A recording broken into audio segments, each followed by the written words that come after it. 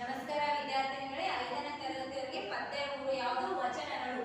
ಈ ಒಂದು ವಚನ ಸಾಹಿತ್ಯದ ಬಗ್ಗೆ ನಾವು ಹಿಂದಿನ ತರಗತಿಯಲ್ಲಿ ತಿಳಿದುಕೊಂಡ್ರೆ, ಅಂದರೆ ಪ್ರಮುಖ 4 ವಚನಕಾರರು ಅಥವಾ ಇಬ್ಬರು ವಚನಗಾರ್ತಿಯರು ವಚನಗಳನ್ನು ರಚಿಸಿದರು. ಅದರಲ್ಲಿ ಇಬ್ಬರು ವಚನಕಾರರ ಬಗ್ಗೆ ನೀವು ತಿಳಿದುಕೊಂಡಿರಿ, ಬಸವಣ್ಣನವರು ಹಾಗೂ ಅಂಬಿಗರ ಚೌಡಯ್ಯನ ಬಗ್ಗೆ ತಿಳಿದುಕೊಂಡಿರಿ. ಇನ್ನು 2 ಉಳಿದಂತ ವಚನಗಾರ್ತಿ ಯಾರಪ್ಪ ಅಂದ್ರೆ ಅಕ್ಕ ಮಹಾದೇವಿ ಹಾಗೂ ಆಯ್ದಕ್ಕಿ ಲಕ್ಕಮ್ಮ. ಈ ಒಂದು ವಚನವನ್ನು ಪ್ರಾರಂಭ ಮಾಡೋಕ್ಕಿಂತ ಮುಂಚೆ ಏನಪ್ಪ ಅಂದ್ರೆ ಅಕ್ಕ ಮಹಾದೇವಿಯವರ ಒಂದು ಜೀವನ ಚರಿತ್ರೆಯ ಬಗ್ಗೆ ನಾವು ತಿಳಿದುಕೊಳ್ಳೋಣ. ಅಕ್ಕ ಮಹಾದೇವಿ ಶಿವಶರಣೆ. ಅಕ್ಕ ಮಹಾದೇವಿ ಅವರು ಕ್ರಿಸ್ತಶಕ ಸುಮಾರು 12ನೇ ಶತಮಾನದಲ್ಲಿ ಶಿವಮೊಗ್ಗ ಜಿಲ್ಲೆಯಲ್ಲಿ ಶಿಕಾರಿಪುರ ತಾಲೂಕಿನ ಉಡುತಡಿ ಗ್ರಾಮದಲ್ಲಿ ಜನಿಸಿದರು. ಅಂದ್ರೆ ಆ ಒಂದು 12ನೇ ಶತಮಾನ ಅನ್ನೋದು ಅತ್ಯಂತ ಪ್ರಾಮುಖ್ಯತೆ ಹೊಂದಿದೆ. ಏಕೆಂದರೆ ಅಲ್ಲಿ ಯಾವುದೇ ರೀತಿಯ ಆ ಒಂದು ಅನುಭವ ಮಂಟಪದಲ್ಲಿ ವಚನಗಳನ್ನು ರಚನೆ ಮಾಡಬೇಕಾದರೆ ಯಾವುದೇ ರೀತಿಯ ತಾರತಮ್ಯವಿರಲಿಲ್ಲ, ಲಿಂಗಭೇದ ಅಥವಾ ಜಾತಿಯವರಲ್ಲಿ ಯಾರಿಲ್ಲ. ಆ ಒಂದು ವಚನಕಾರರಲ್ಲಿ ಅಂದರೆ ಸ್ತ್ರೀಯರು ಮತ್ತು ಪುರುಷರು ಸೇರಿ ವಚನಗಳನ್ನು ರಚನೆ ಮಾಡ್ತಾರೆ. ಆ ಒಂದು ಕಾಲ ಯಾವುದು 12ನೇ ಶತಮಾನ. ಆದ್ದರಿಂದ ಈ 12ನೇ ಶತಮಾನ ಅನ್ನೋದೇನು ಕನ್ನಡ ಸಾಹಿತ್ಯಕ್ಕೆ ಅತ್ಯಂತ ಪ್ರಾಮುಖ್ಯತೆಯನ್ನು ಹೊಂದಿದೆ. ಇಲ್ಲೋಡು, ಅಂದ್ರೆ ಅಕ್ಕ ಮಹಾದೇವರು ಸಹ ಎಷ್ಟನೇ ಶತಮಾನದಲ್ಲಿ, ಕ್ರಿಸ್ತಶಕ 12ನೇ ಶತಮಾನದಲ್ಲಿ ರಚಿಸಲಾಯಿತು. ಅಂದರೆ ಇವರು ಎಲ್ಲಿ ಜನಿಸಿದರಪ್ಪ ಅಂದ್ರೆ ಶಿವಮೊಗ್ಗ ಜಿಲ್ಲೆಯ ಶಿಕಾರಿಪುರ ತಾಲೂಕಿನ ಉಡುತಡಿ ಗ್ರಾಮದಲ್ಲಿ ಜನಿಸಿದರು. ಎಲ್ಲಿ?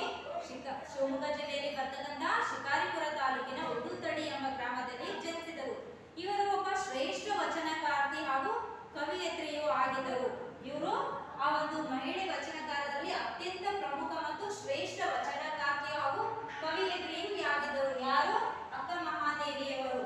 ಹಾಗೆ ಇವರು 434 ವಚನಗಳನ್ನು ಲಭ್ಯವಾಗಿದೆ. ಅಂದ್ರೆ ಇವರು ರಚಿಸಿರುವಂತಹ ವಚನಗಳಲ್ಲಿ ನಮಗೆ ಲಭ್ಯವಾಗಿದೆ. ಅಂದ್ರೆ ಇಲ್ಲಿ ಎಷ್ಟು ವಚನಗಳು ದೊರೆತಿವೆ ಅಂದರೆ 434 ವಚನಗಳನ್ನು ದೊರೆತಿವೆ. ಯಾರು? ಅಕ್ಕ ಮಹಾದೇವಿಯವರ.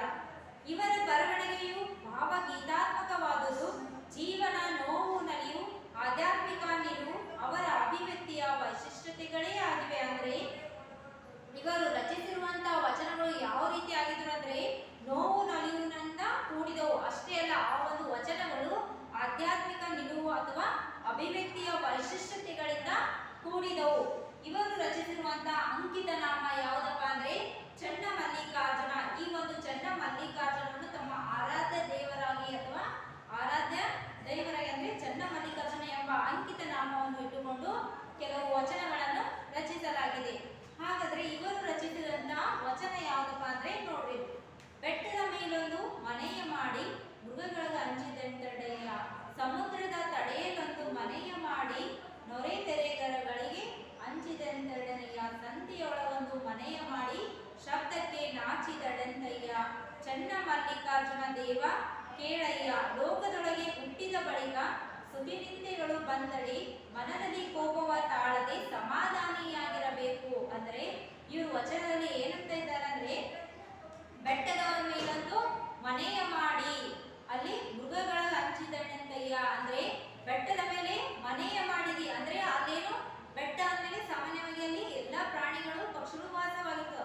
ಆದ್ರೆ ಆ ಬೆಟ್ಟದ ಮೇಲೆ ಮನೆಯ ಮಾಡಿದಂದ್ರೆ ಅಲ್ಲಿ ಏಕೆ ಹಂಚುತ್ತಾ ಇದೀಯಾ ಅಂದ್ರೆ ಆ ಒಂದು ಮೃಗಗಳನ್ನು ಕಂಡು ಅಂಜಬೇಡ ಅಂತ ಹೇಳ್ತಾ ಇದ್ರೆ. ಎರಡನೇದಾಗಿ ಏನು, ಸಮುದ್ರದ ತಡೆಯಲೊಂದು ಮನೆಯ ಮಾಡಿ ನೊರೆ ತೆರೆಗಳಿಗೆ ಅಂಚಿದಡಂತಯ್ಯ, ಅಂದ್ರೆ ಸಮುದ್ರದಲ್ಲೇನೋ ಮನೆ ಮಾಡಿದಿ. ಆ ಒಂದು ಸಮುದ್ರದಲ್ಲಿ ಬರ್ತಕ್ಕಂಥ ಅಲೆಗಳು ನೊರೆ ತೆರೆಗಳಿಂದ ಅಂದ್ರೆ ಅಲ್ಲಿ ಬರ್ತಕ್ಕಂಥ ಒಂದು ಅಲೆಗಳನ್ನು ಅಥವಾ ಇಲ್ಲಿ ಸಮುದ್ರದಲ್ಲಿ ಅಲೆಗಳು ಬರ್ತಾ ಹೋಗ್ತಾ ಇರುತ್ತೆ. ಅಂದ್ರೆ ಆ ಒಂದು ಶಬ್ದಕ್ಕೆ ನೊರೆ ಅಂದ್ರೆ ಇಲ್ಲಿ ಗುರು ಅದನ್ನು ಕಂಡು ಏಕೆ ಅಂಜುತ್ತಿದೆಯಾ, ಮನೆಯ ಮಾಡಿದಂದಕ್ಕೆ ಅಂಜಿಕೆ ಬೇಡ ಅಂತ ಹೇಳ್ತಾ ಇದ್ದಾರೆ.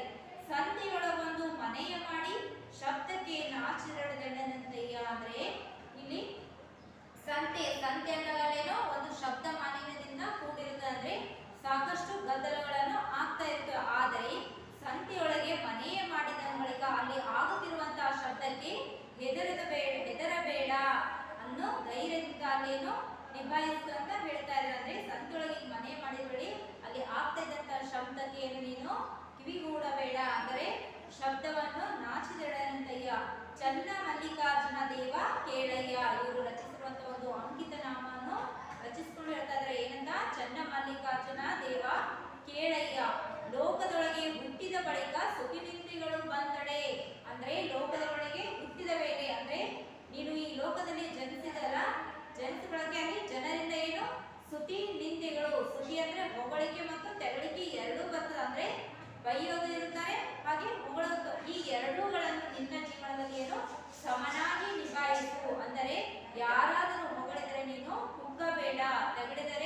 ಕೋಪ ಅನ್ನೋದು ಮಾಡಬೇಡ. ಕೋಪ ಅಥವಾ ಸಿಟ್ಟು ಮುನಿಸಿಕೋಬೇಡ. ಸುಳ್ಳಿ ನಿಂದೆಗಳು ಬಂದೇ ಬರ್ತವ. ಆದರೆ ಈ ಎರಡನ್ನು ಸಮಾನವಾದ ರೀತಿಯಲ್ಲಿ ನೀನು ನಿಭಾಯಿಸು ಅಥವಾ ಅಳವಡಿಸಿಕೊ ಅಂತ ಹೇಳ್ತಾ ಇದ್ರಿ. ಮನದಲ್ಲಿ ಕೋಪವ ತಾಳದೆ ಸಮಾಧಾನಿಯಾಗಿರು. ಅಂದ್ರೆ ಕೋಪ ಅನ್ನೋದು ಏನ್ ಮಾಡು, ನಿನ್ನ ಜೀವನದಲ್ಲಿ ಹತ್ತಿಕ್ಕುವಂತನಾಗು. ಆ ಒಂದು ಕೋಪಕ್ಕೆ ಮುಗಿಬೇಡಬೇಡ, ಸಮಾಧಾನವಾಗಿ ಏನು ಸ್ವೀಕರಿಸಬೇಕು ಅಂತ ಅಕ್ಕಮಹಾದೇವರು ಈ ಒಂದು ಚನ್ನಮಲ್ಲಿಕಾರ್ಜುನ ಅಂಕಿತನಾಮವನ್ನು ಇಟ್ಕೊಂಡು ಹೇಳಲಾಗಿದೆ. ಹಾಗೆ ಕೊನೆಯ ವಚನ ಯಾವತ್ತಪ್ಪ ಅಂದ್ರೆ ಆಯ್ದಕ್ಕಿ ಲಕ್ಕಮ್ಮನವರು. ಇವರ ಒಂದು ಕಿರು ಪರಿಚಯ ನೋಡ್ರಿ. ಆಯ್ದಕ್ಕಿ ಲಕ್ಕಮ್ಮನವರು ಶಿವಶರಣೆಯಲ್ಲಿ ಆಯ್ದಕ್ಕಿ ಲಕ್ಕಮ್ಮ ಅವರು ಕ್ರಿಸ್ತ ಶಕ ಸುಮಾರು 12ನೇ ಶತಮಾನದಲ್ಲಿ ವಚನಗಾರ್ತಿಯಾಗಿದ್ದಳು. ಈ ಆಯ್ದಕ್ಕಿ ಲಕ್ಕಮ್ಮನ ಸಾಯಿ ಎಷ್ಟನೇ ಶತಮಾನದಲ್ಲಿ ಅಂದ್ರೆ 12ನೇ ಶತಮಾನದಲ್ಲಿ ಪ್ರಮುಖ ವಚನಗಾರ್ತಿಯೂ ಆಗಿದ್ದಳು. ಹಾಗೂ ಕಾಯಕ ಯೋಗಿ ಬಸವಣ್ಣನವರ ಸಮಕಾಲೀನರು.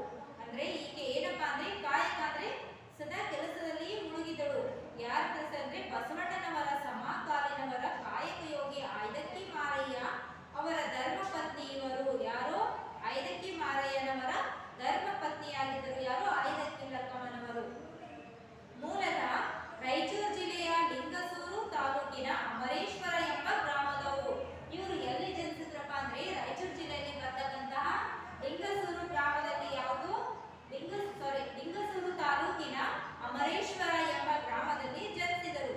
ಬಸವಣ್ಣನವರ ಕೀರ್ತಿಯನ್ನು ಕೇಳಿದ ಇವರು ಕಲ್ಯಾಣಕ್ಕೆ ಬಂದು ನೆಲೆಸುತ್ತಾರೆ. ಅಂದ್ರೆ ಆ ಒಂದು ಬಸವಣ್ಣನವರ ಕೀರ್ತಿ, ಅವರ ಶ್ರೇಷ್ಠತೆಯನ್ನು ಕಂಡು ಆಯ್ದಕ್ಕಿ ಲಕ್ಕಮ್ಮ ಸಾಯಿ ಎಲ್ಲಿ ಬಂದು ನೆಲೆಸುತ್ತಾರೆ ಅಂದರೆ ಆ ಒಂದು ಕಲ್ಯಾಣಕ್ಕೆ ಬಂದು ನೆಲೆಸುತ್ತಾರೆ.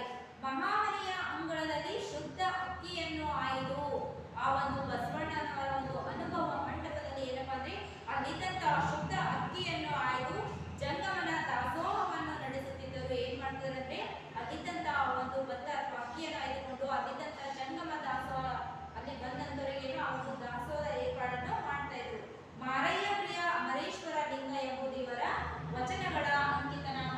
ಆಯ್ದಕ್ಕಿ ಲಕ್ಕಮ್ಮನವರ ಪ್ರಮುಖ ವಚನಗಳ ಒಂದು ಅಂಕಿತನಾಮ ಯಾವುದಪ್ಪ ಅಂದರೆ ಮಾರಯ್ಯ ಪ್ರಿಯ ಅಮರೇಶ್ವರ ಲಿಂಗ ಎಂಬುದು ಇವರ ಒಂದು ಅಂಕಿತನಾಮವಾಗಿತ್ತು. ಹಾಗಾದ್ರೆ ಇವರು ರಚಿಸಿದ ವಚನ ಯಾವುದು? ಗರ್ವದಿಂದ ಮಾಡುವ ಭಕ್ತಿ ದ್ರವ್ಯದ ಕೇಡು, ನಡೆಯಿಲ್ಲದ ನುಡಿ ಅರಿವಿಗೆ ಹಾನಿ, ಕೊಡದೆ ತ್ಯಾಗಿ ಎನಿಸಿಕೊಂಬುವನು ಮುಡಿಯಿಲ್ಲದ ಶೃಂಗಾರ, ದೃಢವಿಲ್ಲದ ಭಕ್ತಿ ಒಡೆದ ಕುಂಭದಲ್ಲಿ ಸುಜಲವ ತುಂಬಿದಂತೆ ಮಾರಯ್ಯ ಪ್ರಿಯ ಅಮರೇಶ್ವರ ಲಿಂಗವ ಮುಟ್ಟದ ಭಕ್ತಿ. ಏನಂತ ಹೇಳ್ತಾ ಇದ್ದಾರೆ ಅಂದ್ರೆ ಇಲ್ಲಿ ಗರ್ವದಿಂದ ಮಾಡುವ ಭಕ್ತಿ ದ್ರವ್ಯದ ಕೇಡು. ಅಂದರೆ ಗರ್ವ ಅಂದ್ರೆ ಇಲ್ಲಿ ಅಹಂಕಾರ, ಆ ಒಂದು ಭಾವನೆಯಿಂದ ಮಾಡುವಂತ ಭಕ್ತಿ ಅದನ್ನೇನು ಶಿವನಿಗೆ ಅರ್ಪಿತವಾಗುವುದಿಲ್ಲ. ಅದು ಭಕ್ತಿ ಏನಪ್ಪಾ ಅಂದ್ರೆ ದ್ರವ್ಯಕ್ಕೆ ಕೇಡು, ಅಂದ್ರೆ ಹಾನಿಯನ್ನೇ ಉಂಟು ಮಾಡುತ್ತೆ. ಆದ್ರಿಂದ ಗರ್ವದಿಂದ ಮಾಡುವಂತ ಭಕ್ತಿ ಏನು, ಅದು ದ್ರವ್ಯದ ಕೇಡು ಆಗುತ್ತದೆ.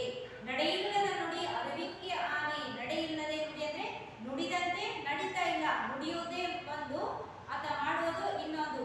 ಈ ತರ ಮಾಡುವಂತ ಒಂದು ಭಕ್ತಿ ಅರಿವಿಕ್ಕಿಗೆ ಹಾನಿಯನ್ನು ಉಂಟು ಮಾಡುತ್ತದೆ. ಅಂದ್ರೆ ಬಸವಣ್ಣವರು ಹೇಳಿದಾಗೆ ನಡೆದಂತೆ ನುಡಿಯಬೇಕು. ಆತ ಏನ್ ನುಡಿತಾನಲ್ಲ ಅದೇ ಮಾರ್ಗದಲ್ಲಿ ನಡ್ಕೊಂಡು ಹೋಗ್ಬೇಕು. ಅಂತಹ ಭಕ್ತಿಯನ್ನು ಶ್ರೇಷ್ಠತೆಯನ್ನು ಕಂಡು ಬರುತ್ತದೆ. ಕೊಡದಂತೆಯಾಗಿ ಎನಿಸಿಕೊಂಬುವನು ಮುಡಿಯಿಲ್ಲದ ಶೃಂಗಾರ.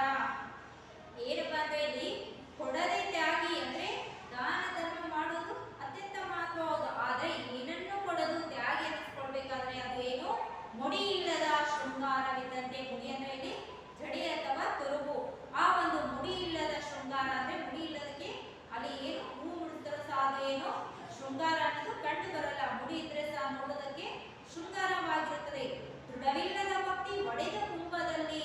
ಅಂದ್ರೆ ಒಂದು ಒಳ್ಳೆಯ ಮನಸ್ಸಿಂದ, ಅಂದ್ರೆ ಆ ಒಂದು ಭಕ್ತಿ ಯಾವ ರೀತಿ ಇರ್ಬೇಕಂದ್ರೆ ದೃಢವಿಲ್ಲದ, ಅದರಲ್ಲಿ ಯಾವುದೇ ಒಂದು ಕಲ್ಮಶ ಅನ್ನೋ ಭಾವನೆ ಇರಬಾರದು.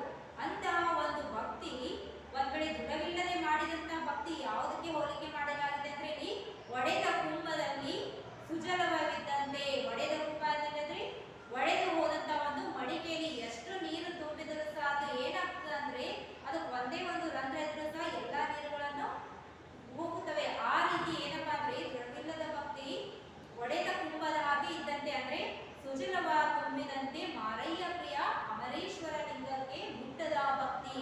ಆ ಒಂದು ಭಕ್ತಿಯನ್ನು ಏನು ಈ ಒಂದು ಅಮರೇಶ್ವರ ಲಿಂಗಕ್ಕೆ ಮುಟ್ಟುವುದಿಲ್ಲ. ಅದರಲ್ಲಿ ಒಂದು ಕಲ್ಮಶ ಅನ್ನೋ ಭಾವನೆಯನ್ನು ಇರಬಾರದು. ಅಂದ್ರೆ ಯಾವುದೇ ಒಂದು ಕೆಲಸ ಮಾಡ್ಬೇಕಾದ್ರೆ ನಿಸ್ವಾರ್ಥತೆಯಿಂದ ಮಾಡಬಾರದು, ಅಂದ್ರೆ ಗರ್ವದಿಂದ ಅಹಂಕಾರ ಅನ್ನೋದು ಇರಬಾರದು. ಈ ಎಲ್ಲ ಭಾವನೆ